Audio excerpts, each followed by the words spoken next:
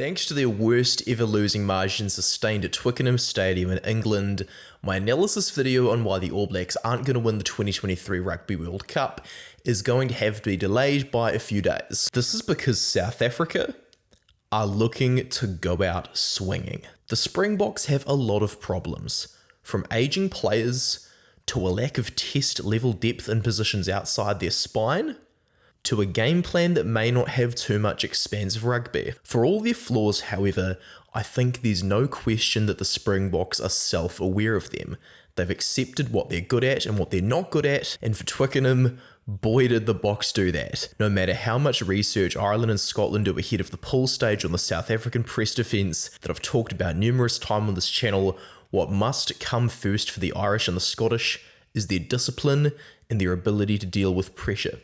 South Africa, regardless of how you feel about them, have the best game plan out of any Tier 1 nation in regards to how they put an opposition with bad discipline to the sword. So, for this Rugby World Cup preview analysis, we'll be examining how the Springboks absolutely destroyed the All Blacks up front in order to examine a possible outcome for the Boks at the World Cup. My name's Max, I'm the host over here at the Black Jersey, so make sure you like and subscribe. Now let's get into this. After the Springboks had spent nearly the entire first half inside the All Blacks 22, it was about time they put some points on the board, so there was no better time to strike them when the opposition were down to 13 men. As we can see in the 18th minute, de Klerk is looking to fire the ball towards the open side, but rather than having their runners standing statically, like Wales who we can see from their previous test, South Africa are travelling into the space where the ball is headed, because Wales are doing a super rugby, running it straight and just hoping the opposition will miss a tackle on a crash ball runner. Marks and Snyman have their spinal alignment in their posture and are able to plant their feet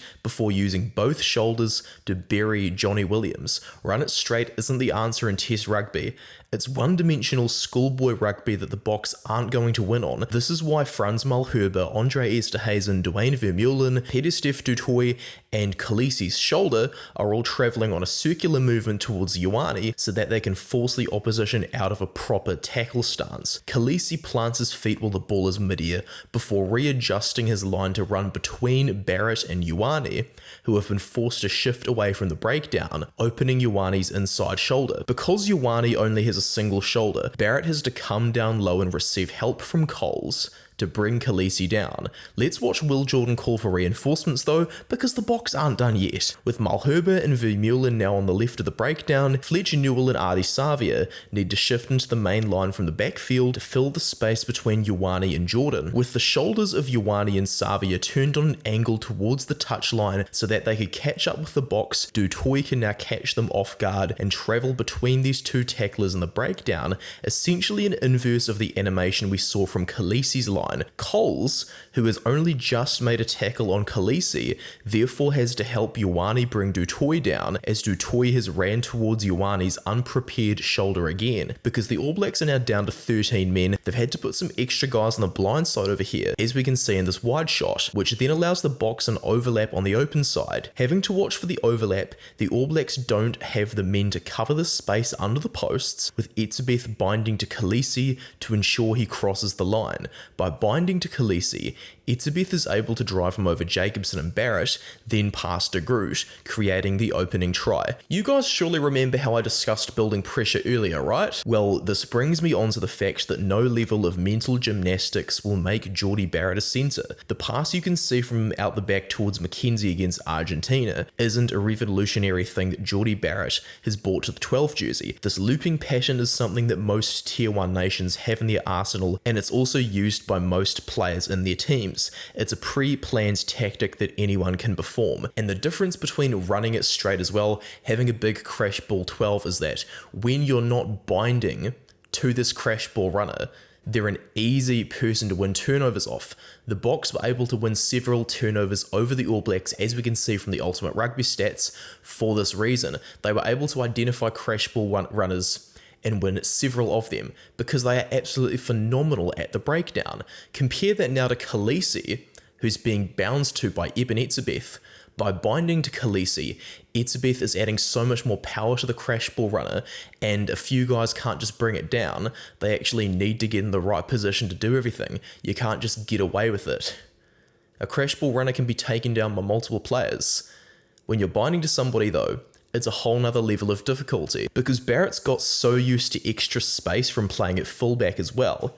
He simply hasn't developed the periphery to deal with the press defence while playing on the back foot. I'm not going to fault him for running straight at Lebok, who is the smallest man in the opposition, but when looking back on the footage, Barrett will almost certainly see where he went wrong. It's not rocket science, a ruck is yet to form, so Moody and Aronza aren't offside, there's no offside line. They are permitted to run blocking lines in front of Smith and Jordan. Barrett goes to the offload for Jordan, but he gift wraps a try to the Boks. The Boks are absolutely world-class at capitalising off opposition errors, so Aronza deserves a huge applause for showing the awareness of the ball at all times. Since we've established that the Boks are the best team in the world at identifying opposition mistakes and making them pay for them, let's now examine this try to Malcolm Marx in the second half. Because the Boks and Los Pumas are the only two teams to have scored a maul try against the Jason Ryan forward pack, the All Blacks are all in. Despite bringing on Tupou Vaa'i for Luke Jacobson, the All Blacks don't contest this line out, with Kane defending from the 10 channel in order to stop a player detaching on the blind side. The All Blacks don't have a man on the blind side to do the same due to Scott Barrett's red card. Marx, as we can see, notices this straight away and calls for the ball, not even bothering to attach to the maul. Kolisi now detaches and runs between Smith and the maul, which forces him to bite in. Talia won't have the time to run across and take Kolisi down either, giving Smith no other choice. Since Barrett is off the pitch, Marx is able to score after Smith turns to try and tackle. Because of this try to Marx, the All Blacks now fear a lack of cover on the blind side for when South Africa are attempting a maul. Therefore, they place Will Jordan directly on this edge on the blind side in the 59th minute. By trying to guard this edge though, it leaves the All Blacks down a man for their maul defence, as Sam Cane has had to stick close to Jordan and help him if the maul goes this way. Being a man short on the maul means that Kane's entry to tackle and chair comes too late, allowing Mbanambi to score as well. What makes the Springboks maul so powerful ahead of the World Cup though is that they can utilise so many variations of attacking from it. Kwagga Smith isn't tall enough to jump in the line out, but he looks to help and chairlift Snyman over here, therefore completely selling Snyman as the jumper. Klein, however, travels towards Du Toit for the call, while Marco van Staden looks to bind around the jump to create the maul. Because Klein arrives to lift Du Toit late, Vaa'i doesn't get up to contest and looks to form the maul on the other side. We'll now change to the bird's eye view angle to show a third way of the Springboks attacking off the line out, as the entire pack aside from Newell, Savia and Papali'i have committed to the maul. Smith is able to wrap around in this highlighted space, but because Papali'i needs to drift and cover Aronza, the one-man advantage for the Springboks opens this hole over here. The biggest question though is, can the Springboks win the Rugby World Cup? Well, from this game, we know they are still getting very good at being close to the line with the carry. We know that their maul is evolving unbelievably. They've now got so many different ways of attaching themselves to the maul and then detaching for another attack. We know the goal kicking's starting to get better.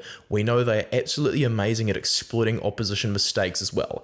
I do think the Springboks are going to be safe from a pool stage exit for now. So Scotland and Ireland, the way they go about their business with the Springboks is ultimately going to come down to discipline.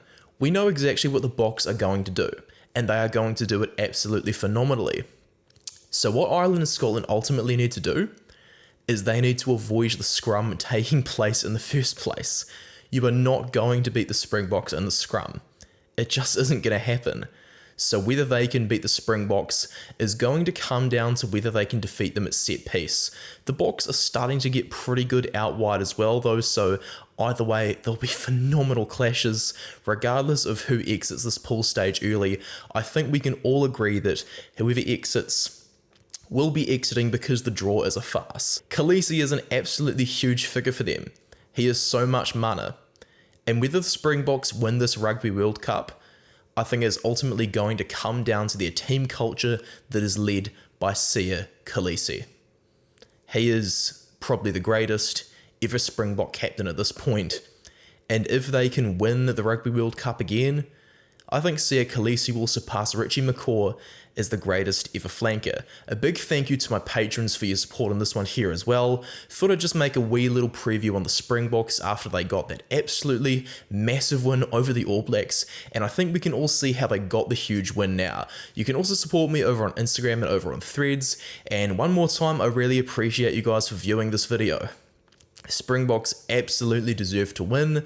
They should probably have a pretty good Rugby World Cup, and I will catch you in the next video. Cheers for watching from Max.